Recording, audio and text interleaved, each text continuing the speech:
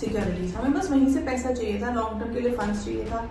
Nobody was concerned about working capital. There was no concept as working capital. The role of finance in the minds of people. ज़्यादा banks आए हमारे पास, सिर्फ लोग अपने पास पैसा संभाल के ना रखें, बट अलग अलग जगह पे इन्वेस्ट करें, बिकॉज जितना वो इन्वेस्ट करेंगे उतना उन्हें रिटर्न आएगा. पहले का कॉन्सेप्ट होता था पैसा अपने पास रखो, of corporate finance as basic. So there are three here decisions that are most important in calculating the scope of finance. The first is my investment. उस मशीनरी को मुझे खरीदना चाहिए या फिर मुझे लीज पे भी तो ले सकता हूँ, तो वो दूसरा सवाल हो सकता है.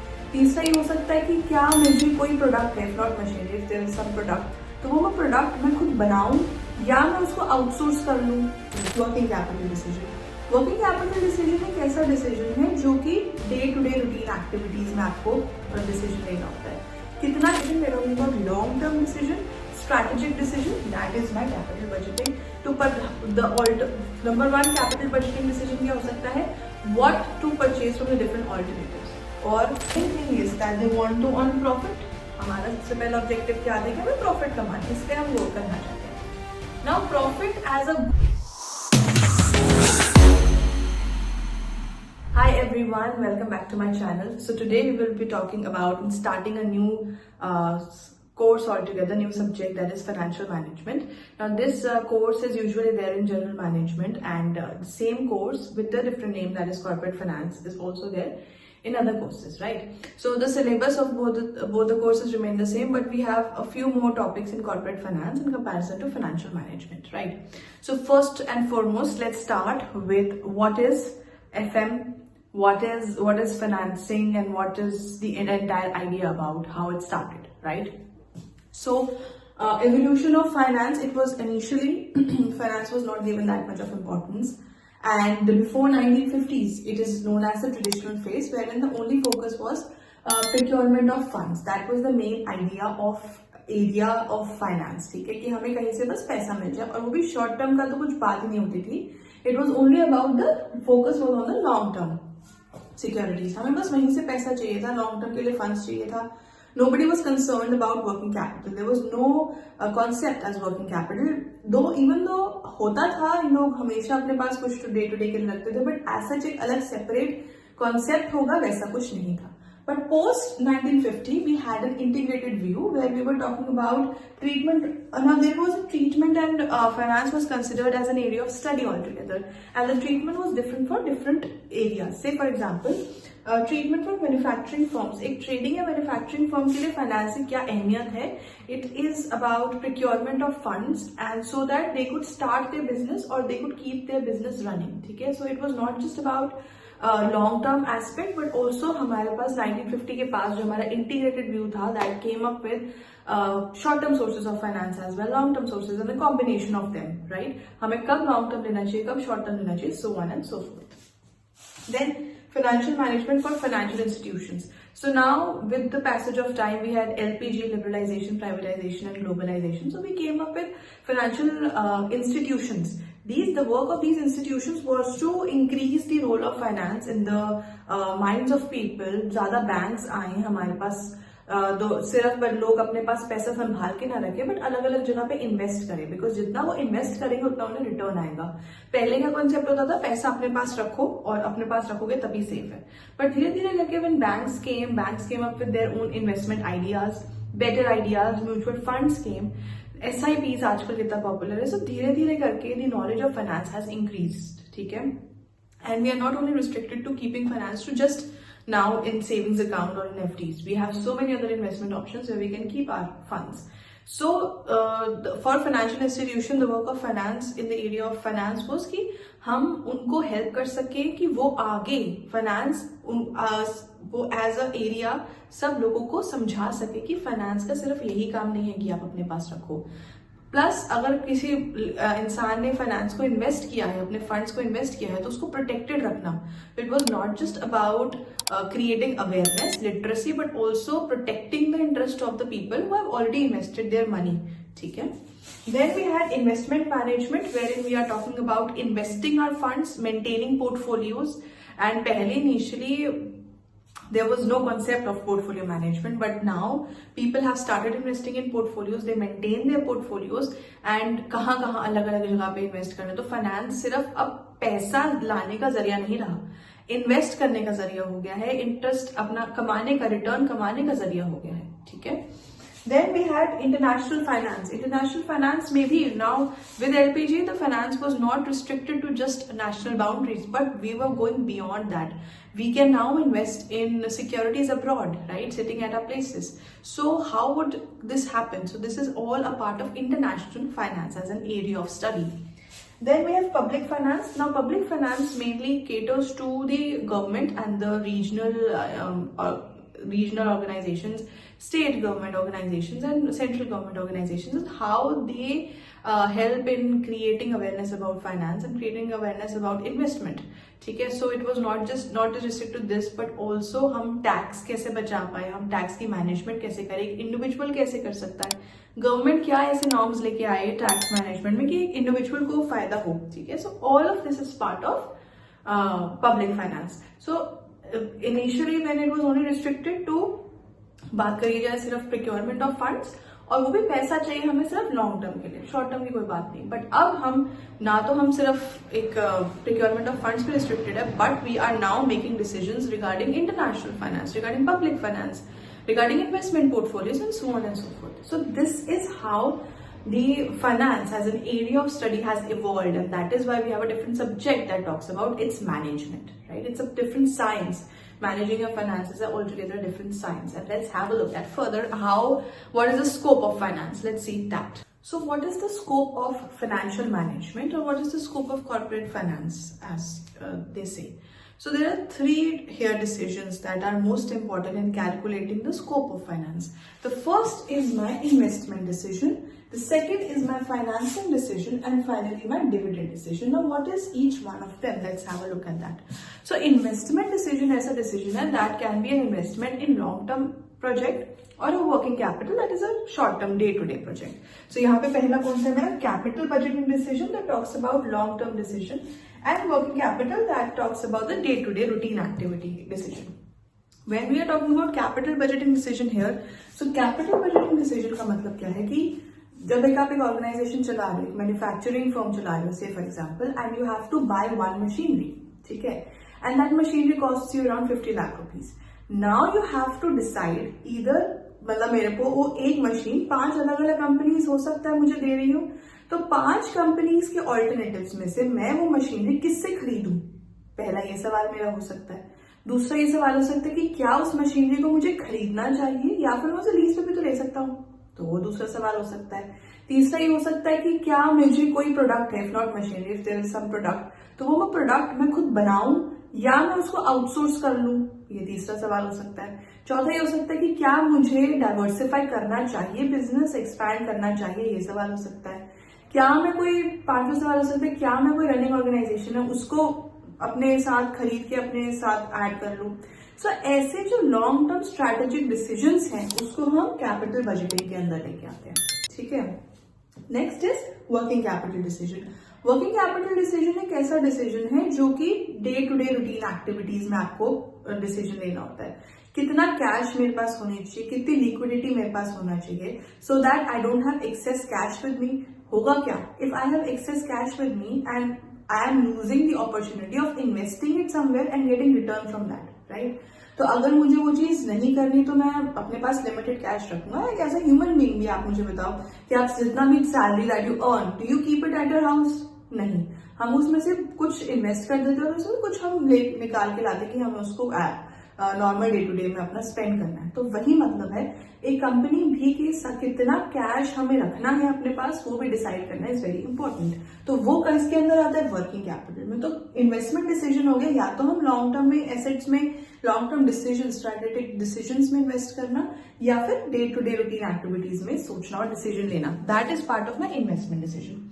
This is the scope, like how far it can go, how far the FM can go and take decision around. पहले जब सिर्फ ये था कि मुझको सिर्फ पैसा चाहिए जब मुझे जरूरत है, से हम कहां तक आ गए, ठीक है।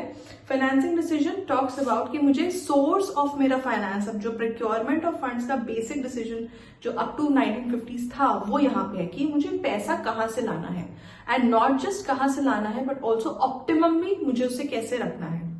सो या तो मैं पैसा डेट की तरीके से ले सकती हूँ, maybe I can take loan, और maybe I can issue debentures, I can issue bonds, या फिर मैं उससे इक्विटी की फॉर्म में अपने शेयर्स इन्वेस्ट करके शेयर होल्डर्स बना सकती हूँ। So that will also depend certain risk and return associated with it. अगर मैं शेयर होल्डर्स बनाती हूँ तो मैं अपनी ओनरशिप को डाइल्यूट कर रही हूँ, वोटिंग पावर मैं उनको शेयर होल्डर्स को दे रही हूँ। अगर मैं डेट कर रही हूँ तो मुझे एक फिक्स्ड इंस्टॉलमेंट हर महीने पे करनी पड़ेगी, am I ready to do that? या फिर अगर मैं इक्विटी करती हूँ तो मुझे फिक्स्ड इंस्टॉलमेंट नहीं देनी पड़ेगी। इक्विटी में जब अगर मेरे पास पैसा आएगा तो मेरे पास चॉइस होगा कि उससे मुझे इन्वेस्ट करना है कि नहीं। So all these decision they require acumen of the financial manager, and that is another decision of FM. Then coming to dividend decisions, अब now that I have the shares with me, I have the shareholders with me, मेरे पास पैसा भी है, profit मैंने generate कर लिया, तो मेरे पास ये डिसीजन सोचने को आता है कि क्या मैं उसको डिस्ट्रीब्यूट कर दूं अपने साथ पैसे को in the form of dividend, या फिर मैं उसको रिटेन करूं और ग्रो करने की कोशिश करूं। कैसे? रिटेन अर्निंग्स हो, जितना पैसा मेरे पास होगा उतना मैं हो सकता है उसको अपने प्रोडक्ट में एम्प्लॉय करूं, हो सकता है मैं और वर्किंग कैपिटल लेके आऊं। I try to grow, I will try to have some opportunity, grab some opportunity and earn from it. So this is the third type of decision. So main important words are, when we are talking about investment decision, we are talking about long term decision, strategic decision, that is my capital budgeting. Number one capital budgeting decision क्या हो सकता है? What to purchase from the different alternatives, or to purchase or to take it on lease, or to purchase or give it on outsourcing, or to do you want to have that running or business or not, so on and so forth. M&A में जाना है कि नहीं जाना है, versus working capital, day to day routine activities, how much liquidity do I want to have in the organization. Financing decision talking about debt, अगर debt आ गया तो मेरा फिक्स इंटरेस्ट पे करना पड़ेगा, और अगर इक्विटी में करती हूँ तो मेरा जो ओनरशिप है, कंट्रोल है, वो मेरा डाइल्यूट हो जाएगा। And dividend, if I distribute it, I will be happy to distribute it to my share holders, and share holders will be happy that they are receiving some return from the investment that they have done, but at the same time if I retain it then I will be able to grow my money. So this is the entire scope. Now it is not just restricted to procurement of funds, but all of these decisions, they come under financial management. Okay, now let's go further. So goal or objective of financial decision making, this is another topic that is very important from the question examination point of view, and this is a topic that comes, that the question is asked in FM, that what is the objective of financial management. और ऐसा भी दे सकते हैं कि profit maximisation objective, या फिर share holders wealth maximization objective, ये भी दे सकते हैं। या फिर वो बोल सकते हैं कि is the company who is only concentrating on profit maximization is working fine और नॉट। तो ऐसे करके कॉन्ट्रोवर्शियल स्टेटमेंट्स भी दे सकते हैं। तो हमको ये सबसे पहले पता लगाना है कि हमारा गोल और ऑब्जेक्टिव ऑर्गेनाइजेशन का है क्या। सो हम कोई भी बिजनेस क्यों करते हैं, एनी ऑर्गेनाइजेशन कोई भी बिजनेस क्यों करेगा? The main thing is that they want to earn profit. हमारा सबसे पहला ऑब्जेक्टिव क्या है कि हमें प्रॉफिट कमाना है, इसलिए हम गोल करना चाहते हैं।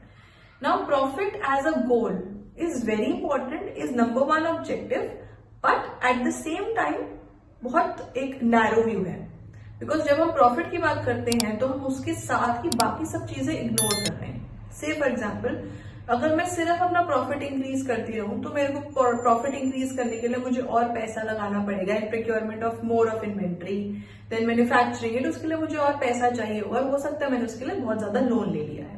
अगर मैंने बहुत ज्यादा लोन ले लिया है तो मुझे इंटरेस्ट पेमेंट में उस हिसाब से ज्यादा करनी पड़ेगी, ठीक है, बट क्या हम उस चीज को अकाउंट कर रहे हैं? That is the main question. So profit maximization profit तो देख लेता है, बट देखता है एब्सोल्यूट टर्म्स में, पर ये नहीं देखता कि रिस्क कितना आ रहा है, how much risk we are increasing to increase the amount of profit that is there. तो जब भी हम profit maximization as an objective की बात करते हैं तो वो होता तो है number one objective of any organization, but at the same time it is accompanied with many limitations, right? Number one limitation is it does not account the risk, it does not account risk. So when we are talking about shareholders wealth maximization, I am talking about value of the shareholders wealth in economic terms or the economic value. What is the economic value of that we are providing to the shareholders? That economic value का मतलब होता है present value of future cash flows from a particular project. आपने as a financial manager जो भी decision लिया है उसकी वजह से कुछ इनफ्लो ऑफ कैश होगा. The present value of that flow of cash flow जो कि फ्यूचर में होने वाले हैं, that is the economic value. And ये इकोनॉमिक वैल्यू कैसे रिप्रेजेंट होती है? In the market price of share. So जब मैं वेल्थ मैक्सिमाइजेशन की बात कर रही हूं, I am talking about the present value of the future cash flows because of a decision by the financial manager. जो भी हमें कैश फ्लोज आएंगे plus the dividend that the share holders will get. This entire thing can be represented by economic value or the market price of the share. So when we are considering market price of the share और उसके representation में we are taking the shareholders wealth. That's it. हम इसके terms में shareholders wealth की बात करते हैं. तो जब मैं क्वेश्चन में आता है कि क्या प्रॉफिट मैक्सिमाइजेशन है shareholders wealth maximization, so your answer should always be shareholders wealth maximization. Why? Because it is representing the economic value of your company, the market price of the share, and the increase in the market price the better it is. Also ये show करता है present value of the future cash flows जो कि हमारे financial decision making से आएंगे. It is considering time value of money, so this is better than this. Profit maximization has its own limitations. Risk consider नहीं करता, time value of money consider नहीं करता. It increases the gap between shareholders जो कि आपके owner है. आप हमेशा अपने ओनर को खुश करना चाहते हो जिन्होंने पैसा इन्वेस्ट किया है. तो वो कैसे खुश होंगे? मार्केट प्राइस से खुश होंगे, ना कि सिर्फ प्रॉफिट. प्रॉफिट बढ़ाना is one first objective but it is not the entire thing. It's a narrow objective और नैरो थिंकिंग. बट जब हम ओवरऑल थिंकिंग की बात करते हैं तो हम शेयर होल्डर्स वेल्थ की बात करते हैं. तो जब भी हमें ऐसा क्वेश्चन आएगा जो कि आता है पेपर में, share holders wealth versus profit maximization, we will always say share holders wealth. We will talk about why profit is important because any organization is trying to have more of profits. तो ये हमें बोलेंगे, हम ये भी बोलेंगे कि it is very important to have profits. If they are not profits then we will not survive. So profit maximization को निगेट नहीं किया जा सकता but it's a narrow term. Wider उसमें ओवरऑल पर्सपेक्टिव में देखेंगे तो क्या इंपॉर्टेंट है हमारा? Share holders wealth maximization. Now there is one limitation of share holders wealth as well. ये इसकी सबसे बड़ी लिमिटेशन क्या है? हम ये मान के चलते हैं कि जो हमारी market price of the share है that has all the information regarding the good work done by the organization and how the company is moving ahead. अच्छा कर रही है, नहीं कर रही है, हमारा क्या स्कोप है आगे कंपनी का, ग्रो करने का स्कोप है कि नहीं है, सब कुछ मार्केट प्राइस पे डिपेंड करता है. बट ऐसा नहीं होता. We have so many other factors. Say for example the political condition of the country जिसमें वो फॉर्म है. तो जब हम ऐसी बात करते हैं जहां हम ये बोल रहे हैं कि सब कुछ आपके मार्केट प्राइस पे नहीं डिपेंड हो सकता, then that becomes the limitation of shareholders wealth. अगर वो सब कुछ डिपेंड हो ही नहीं सकता तो आप कैसे कह सकते हो कि मार्केट प्राइस अल्टीमेट एक लुकआउट है टू से कि how the company is doing और शेयर होल्डर्स आर हैप्पी और नॉट. बट सो इसकी भी लिमिटेशन है, इसकी भी लिमिटेशन है. जब हम आंसर लिखेंगे तो हम बोलेंगे कि this is also important, this is also important. इसकी लिमिटेशंस होने की वजह से हम इस पे शिफ्ट हुए और यही बेटर है share holders wealth. Why? Because it is the market, it is representing the market price, it is representing the present flow of future cash flows, present value of future cash flows is here. So everything better is here because हमको dividend की present value भी पता चल रही है, हमें future cash flows की भी पता चल रही है, हम टाइम वैल्यू ऑफ मनी को कंसिडर कर रहे हैं. सो इस हिसाब से हमारा share holders wealth is better in comparison to profit maximization. So this the entire topic of starting with the theory of unit number 1 of financial management for general management is covered here. So we have spoken about how the evolution of finance was done, what is the area of study in finance, what is the scope of financial management, how it grew, and finally what is the goal or objective of the financial management or finance as an organization.